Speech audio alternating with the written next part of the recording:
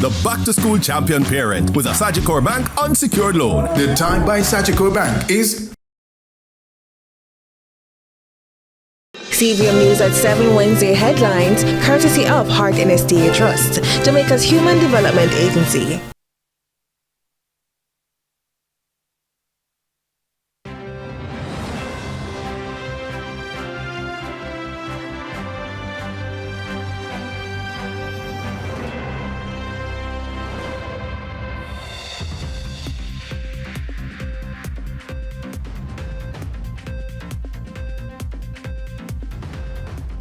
Tonight in CVM News at 7, politics on beat, the power of party theme songs.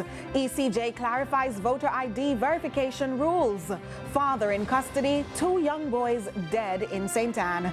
And former army man shot after alleged bomb scare in Clarendon. In sports, Turkey-bound Campbell on podium in Diamond League final.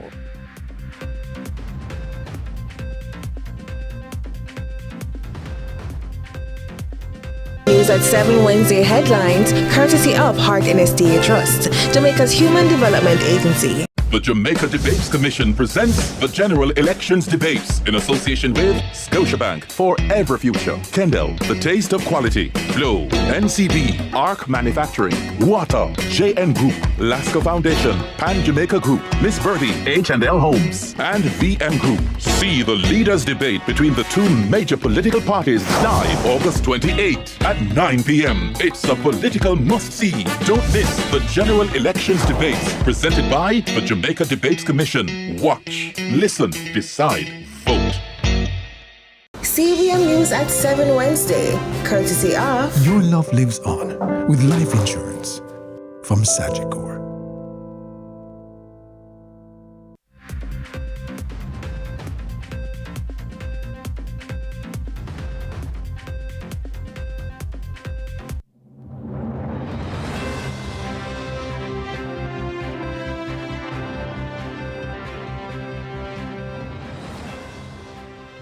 From Kingston, Jamaica, this is CVM News at 7. It's Wednesday, August 27, 2025. I'm Nika Lewis. Thank you so much for joining us. In Jamaica, politics doesn't just play out on the platform. It plays out on the playlist. The Jamaica Labour Party and the People's National Party have both rolled out their theme songs for this year's campaign.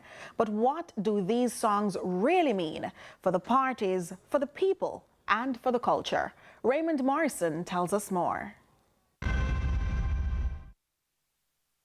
Pretty Labour Party. What the Labour Party? In Jamaica, music and politics are forever entwined. Theme songs aren't just jingles, they're campaign weapons. They help to sell a message, fire up a crowd, and define a party's identity. Theme songs generally help to differentiate the messaging, the personality, the connection with culture and with particular elements of the culture. And this is how the parties have differentiated themselves. And some of these songs don't just fade after election night. They become part of the soundtrack of our political history. My Leader Barnia is a song that was very effectively used by the PNP between the 70s and the 80s, and to some extent some parts of the 90s, which then became a song that the JLP has used to very good effect. Afterwards, those songs become iconic. And there are other songs, No Weather Better Than Yard, and there have been other songs that have been used on the campaign trail that have become so iconic that they can even bust the dance. My father Barnia, my father Barnia. According to Simpson, the music strikes a chord because it speaks to who we are. It connects politics with entertainment, serious issues with dance and drums. And that is why we have been able to give the world reggae, and we've been able to give the world Mento and Rocksteady and all of these wonderful things. And so, as the music evolves and as generations come into political awareness, the music has to be able to not only speak to them, but reflect them and reflect how they are expressing themselves. And so the language in the music, and 2020 was the dub campaign, and everybody wanted to do a dub. And this year, both the GLP and PNP are singing loud and clear, each with a distinct message and style. The Choose Jamaica song by the JLP is fresh, is interesting. The Blood and Fire Comrades song from the PNP is kind of a little retro, throwing back to a time that is not necessarily the messaging. The messaging is a little questionable to me. But there are other not so well-known songs. I mean, clearly,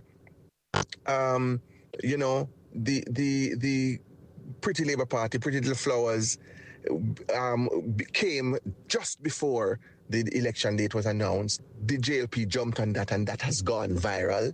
So that is another example, you know, of what is standing out.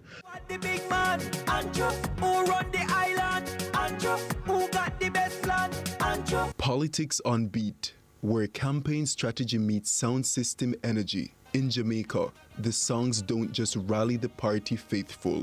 They become part of our cultural story. Raymond Morrison, CVM News. The Electoral Commission of Jamaica is moving to clarify reports about the use of special lamps to verify voter identification cards on election day. The ECJ says by law, only specified equipment under the control of the presiding officer is allowed inside polling stations. It notes that the presiding officer appointed by the Electoral Office of Jamaica is the only person authorized to verify voter identification cards. The Commission stressed that no other person, including indoor agents, can perform this function, and no outside, quote, integrity lamp will be used. The EOJ is reminding all political parties of the rules governing polling day procedures and is encouraging electors who have not yet collected their renewed voter ID cards to do so before September 3. Now, a St. Anne community is haunted by grief and disbelief this evening following the brutal killing of two young brothers, ages 1 and 3.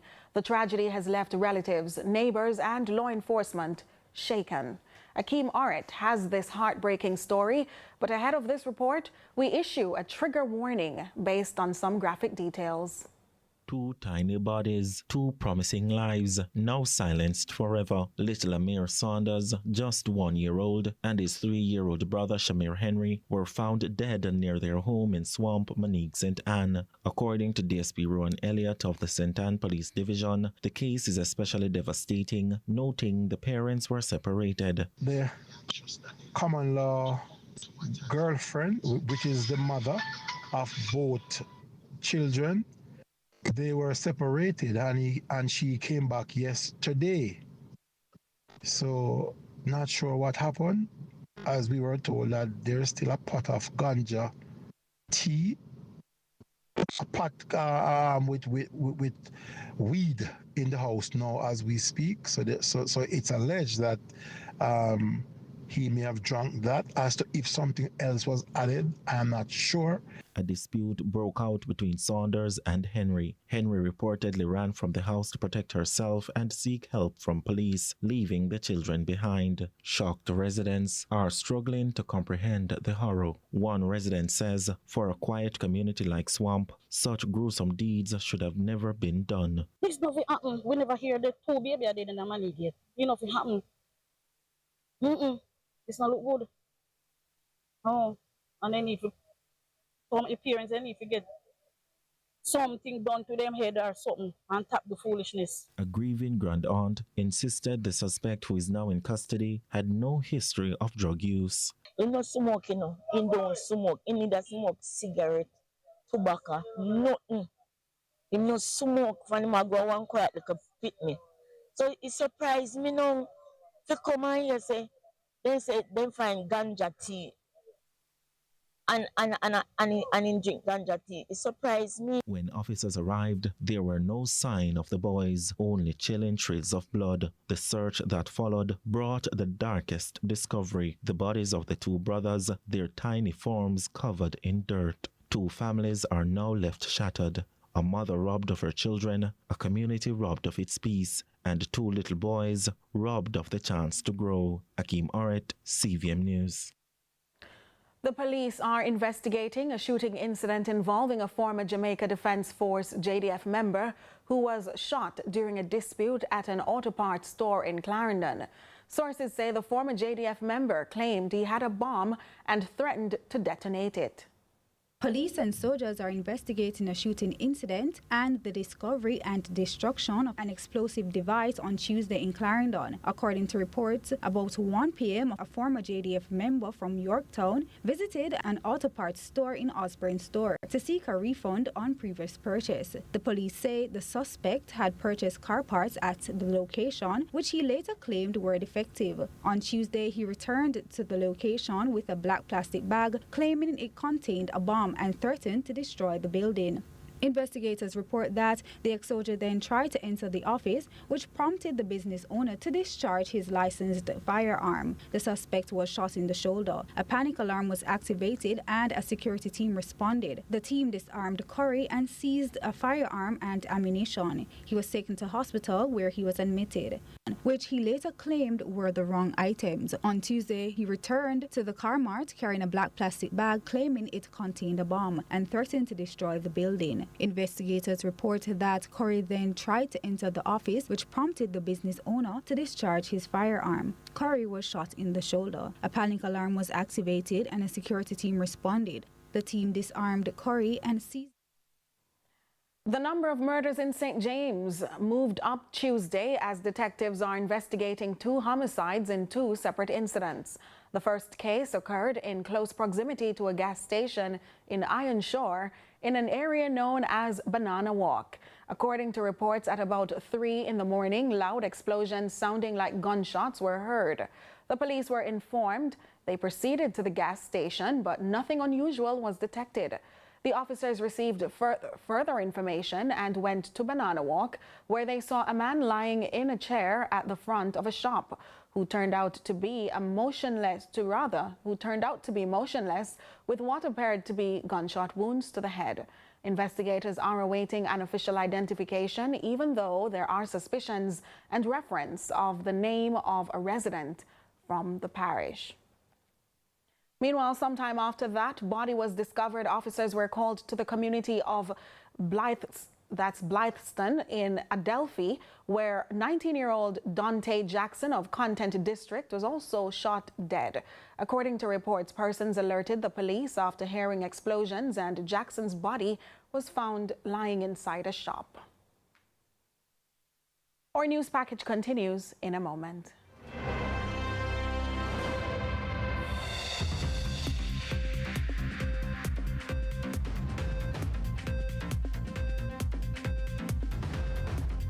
Do it for your best life. Go check your HIV status. So keep your life trending, no pretending. Me I tell yourself do it for you, do it for you.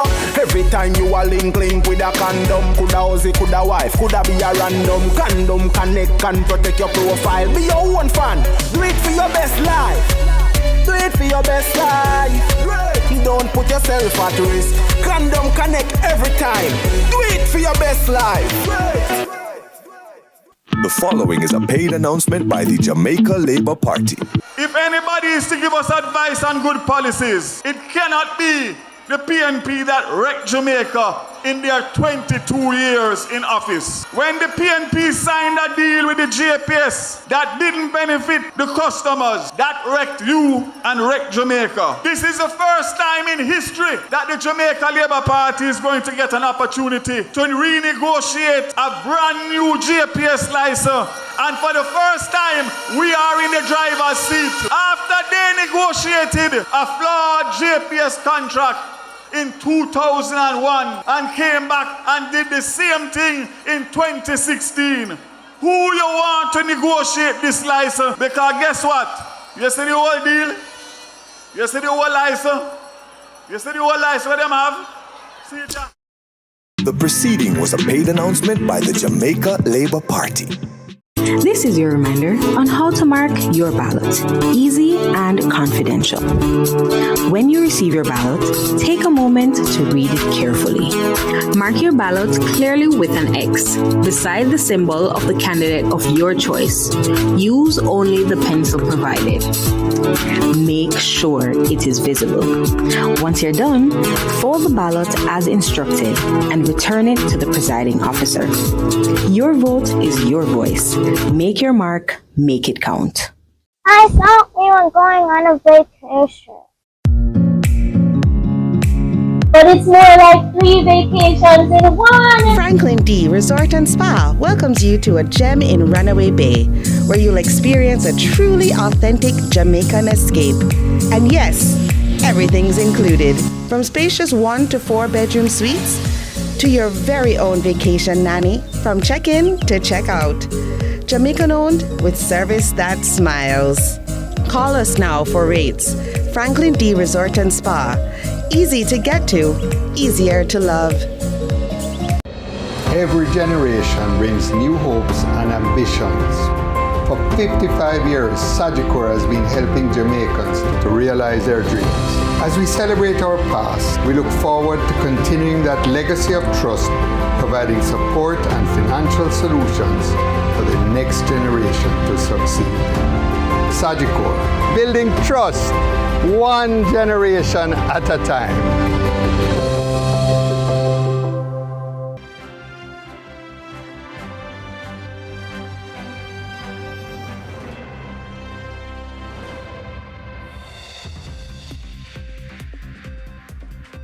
Thanks so much for staying with us. Continuing the news, the Jamaica Debates Commission, JDC, says it is ready to host the highly anticipated leaders' debate between Prime Minister and Jamaica Labour Party leader Dr. Andrew Holness and People's National Party President Mark Golding. The 90-minute debate, set for Thursday at 9 p.m. inside CPTC studios in Kingston, will be the final in the 2025 general election debate series, following team debates on social issues and the economy. The leaders will field questions from journalists Giovanni Dennis and Amoy Harriet of CVM TV and Dion Jackson Miller, as well as the public via social media. In keeping with best practices, the JDC says 2 sign language interpreters from the deaf community will provide live interpretation. Chairman Brian Schmidt also commended veteran interpreter Jane Litchmore Grant for stepping in to support Tuesday night's debate on the economy. Since 2002, the JDC has staged national political debates as part of Jamaica's democratic tradition. Outrage and heartbreak continue to ripple through Jamaica's deaf community, eager to participate in the national political debate. While an interpreter was finally provided after Sunday's controversial omission, many are now saying that what was offered only deepened their exclusion. They claim the signing was inaccurate, confusing, and in some cases, nonsensical. As Zor Grant reports, thousands still feel left out of one of the country's most important national conversations. For many in the deaf community, Tuesday night's debate was another painful reminder of exclusion. One of Jamaica's most recognized sign language interpreters, Antoinette Tony Aiken, says the community expressed disbelief and frustration because the interpreter provided by the Jamaica Debates Commission appears unqualified. She explained that in one instance, the interpreter signed parents instead of Prime Minister, leaving the deaf viewers confused and asking what's the connection. Aiken also pointed out there was a mix of British and Jamaican Sign Language without any fluency. She stressed that inaccurate interpretation goes beyond mistakes. It can be damaging because it distorts the messages of the political parties. Her concerns were echoed by CEO of Ready to Sign, Andre Witter, who says he also received numerous complaints. Witter also highlighted technical issues, including the small size of the interpreter's screen and repeated finger spelling errors. And like Tony, he saw instances where parents were signed as Prime Minister and British Sign Language was mixed in. He revealed that the deaf community has been in dialogue with the Jamaica Debates Commission, but their advice was ignored. Now, despite phone calls and WhatsApp messages to JDC Chairman Brian Schmidt, CVM's efforts to get an update have been unsuccessful. Zogrand reporting for CVM News. Misinformation. That's how the authorities are responding to recent allegations of the St. Anne's Bay Fire Station being rendered truckless for several days. Those claims were debunked and citizens reminded there's no merit in spreading misleading news. Druselle Mills has this report. The reported break issue said to have hampered the operation of the sole unit at the St. Anne's Bay Fire Station was resolved within 24 hours. When CVM News contacted Commissioner of the Fire Brigade, Stuart Beckford, he disputed claims that the fire station was without a functional fire truck for several days. What I can say in relation to the inquiries being made about issues with the units in St. Anne and in particular the Orchards and St. Anne's Bay is that Sunday night, the unit having been out all afternoon into night at a bushfire, returned to station at about 10, and the driver reported that the brake didn't feel as if it was working effectively, and the mechanic on the ground there, the local mechanic, made checks and recognized that there was a defective part, and as such, he recommended that the unit be taken out of service until the part could be secured. Early Monday morning, that part was secured and the unit was repaired and put back into service. The commissioner shared that the Ocho fire unit did have a leaking coolant issue. However, that too was addressed with alacrity. The hose had burst. That was replaced early Monday as well, and the unit was put back into service. So as we speak, there are no issues in the St. Anne division. Additionally, the commissioner notes the unit has been very active throughout the summer period. These units have been pressed into action responding to all kinds of emergencies, whether it has to do with motor vehicle crashes, bushfires, structural fires, and it has been a very active summer. And so it's not strange that from time to time these units will develop mechanical issues. But the good thing is that in a lot of instances, these mechanical issues are not anything that will cause the unit to be off for extended period. Druselle Mills reporting for CVM News. Amid the celebration of Indecom's 15 years of work as an independent investigations body, one crime fighter and social scientist insists there's need for changes to the act governing its functions. From questions about payment and deliverables to claims that it's making crime fighters second-class citizens, this expert encourages the state to consider an Indecom Act for the future. Assessing Indecom 15 years on comes easy to a man who's had more than a few reasons to encounter the body and its people, first as a crime fighter and then as a criminologist. But as he lauds the entity's investigative evolution for over the decade and a half, he notes aspects of the act he'd like arrested for change. If the right to remain silent has been adjusted over the years, in England now the caution actually speaks to if you don't say something now, basically, that you should have, it can impact your defense later down. Not worded exactly that, but inferred in that manner. So the right to remain silent is not something that I believe should just exist carte blanche. But if you're going to remove it for the police, you have to remove it for the rest of society. So how does he propose the nation balances the rights of civilians while affording the security forces a dignified space to defend themselves? The act makes Indecom both monitor an activist with police military shootings and an independent investigator. You can't be an activist for a cause and be an independent investigator. That is one of the things that has to change. They must be investigators, not persons who talk to the public, not persons who have a cause to pursue, not a PR instrument. They must investigate by doing whatever they need to investigate. But investigators can't be mic chanters.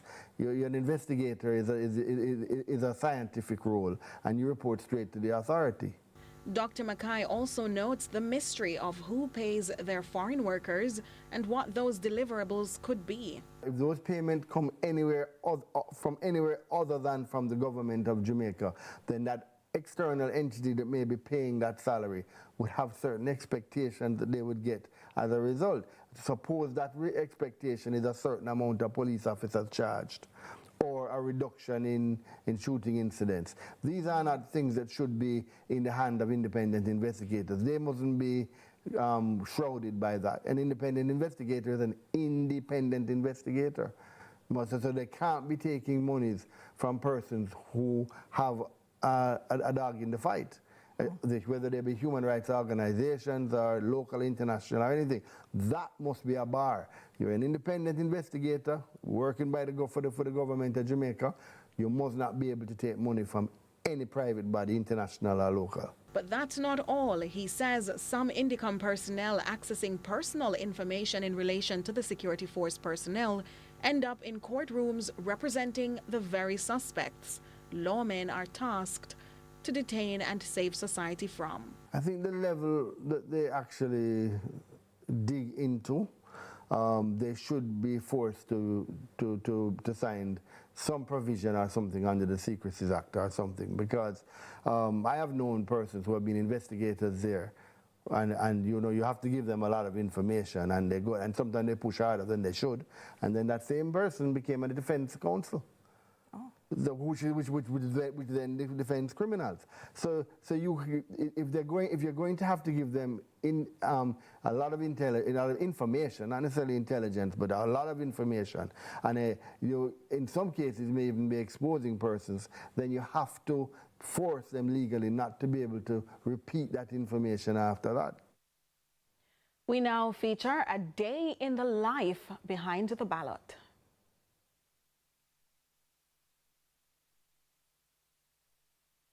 At the Jamaica Labour Party.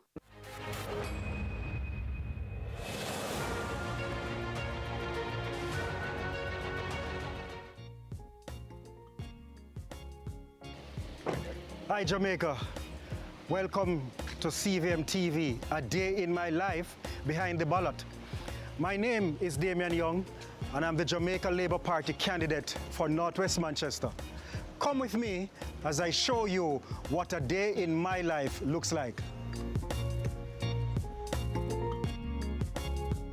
Today, we are going to be going to a few places in the constituency. For example, we are going to be going by the St. John's Bosco Vocational Training Center, where we have a program called Farm Management Training Program taking place. When we leave there, we're going by the Tropics View Hotel, where we have some young people being trained in housekeeping. Those two training programs are crucial to us under my non-government organization, Central Jamaica Social Development Initiative, because for the last 4 years or so, we have been engaged in a series of training programs where we seek to lift up and empower the young people so they can get training and certification so they can move from poverty to prosperity, so their dreams can be fulfilled because they have received the requisite skills and knowledge to move into the world of work. When we leave there, we are also going into some areas in the constituency that I'm seeking to serve, so that I can understand some of the issues that are facing the constituents and speak to a few of them. And later on, we intend to also hand out some booklets in the town of Mandeville at some taxi stands where we have some people from the constituency will board the taxis at certain designated areas to reach home. So, in fact, we are going to go right into that.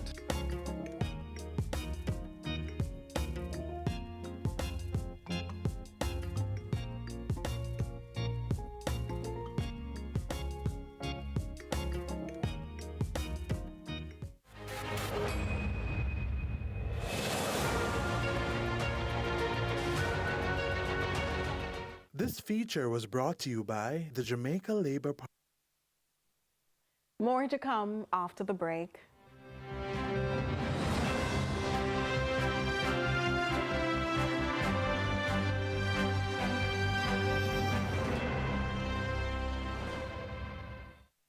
It put you in a good mood. Every moment you share is finger licking good. The time by KFC is... The following is a paid announcement by the Jamaica Labour Party. The Jamaica Labour Party is doing more for your safety. Over the past 9 years, we've delivered the lowest murder rate in 30 years. We've strengthened our police force, and we've delivered landmark programs like the first government-run domestic violence shelters. The JLP is doing more for you, and we're not done yet. Proven results means peace of mind. Choose a safer Jamaica. Put your X beside the bell. The proceeding was a paid announcement by the Jamaica Labour Party. You know what's sweet? You know what's the New Pack Sweet Living Promotion. Win great prizes. Send in 5 New Pack labels. Fill out the tagline. New Pack, more than just value. Time for live sweet. Enter the New Pack Sweet Living Promotion. July 13th to September 6th. See the press for more details. Authorized under Section 58.3 of the Betting, Gaming and Lotteries Act. It's the dawn of a new day, and the Ministry of Economic Growth and Job Creation is shaping a future filled with opportunities and limitless possibilities. The government is building the foundation for a thriving tomorrow through strategic billion-dollar investments that fuel industries, facilitate an environment for job creation, and empower communities to rise. We are transforming Jamaica with world-class sustainable infrastructure, creating a nation where every Jamaican can achieve more and build a lasting legacy. The Ministry of Economic Growth and Job Creation, investing today, building a future for tomorrow. BCIC is giving up to $5 million in free content insurance. We've developed a free online calculator. So anybody in Jamaica, any homeowner can go on to BCIC online. You don't even have to be a BCIC customer, and it will give you a building value. When you update your home's rebuilding cost with our online calculator, you'll get $5 million in free content insurance and up to 12 months to pay your premium. If you're not insured, go get it now. Better to be safe than sorry. Are you passionate about learning a skill and having a successful career? The Hard NSDA Trust, Jamaica's leading human development agency, is just for you. Enroll today in any of our skills training programs and be among a pool of trained and certified talent that is ready to build our workforce.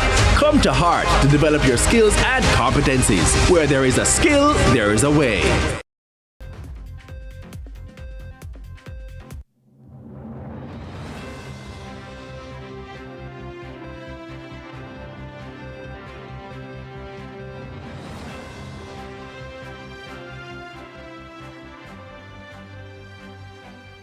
So glad you stayed. Jordan Fort now joins us with a dress rehearsal of what's to come in sports. Yeah, speaking of dress rehearsal, are we matching? I'm not sure. I'll let the viewers decide. You're colorblind, Jordan. A little bit.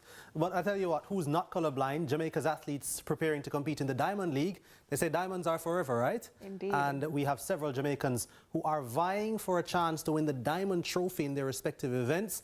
And the Diamond League final day 2 comes up tomorrow. We'll also give you a review of day 1. Plus, we're talking US Open as well. The US Open, the final Grand Slam of the year in tennis.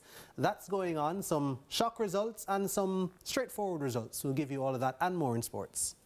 All right. Thank you, Jordan. And now it's time for social media.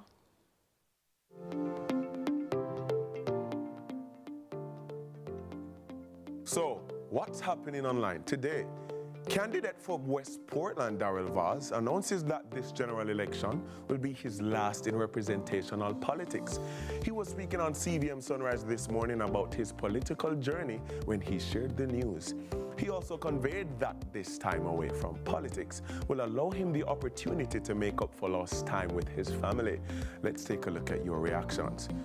At Hey_It's Lady Hutchinson comments, thank you for your contribution to national development. At Delhi's Hammond 302 writes, family time is the greatest blessing. I respect you, Sir Vaz. At Samantha JT1 says, thank God, many more to come. At Kelly Kim 2 comments, a wise man knows when to quit. At Deron Nicholson adds, I hope this extends to the rest in the same age group. At Kerryon Johnson says, carry Desmond with you. Clarissa Smith writes, family time is so important. Nothing beats that. And that's what's happening online. Continue to share your thoughts with us on X at CVM TV and CVM_television on Instagram and Facebook. I'm Michael Paul.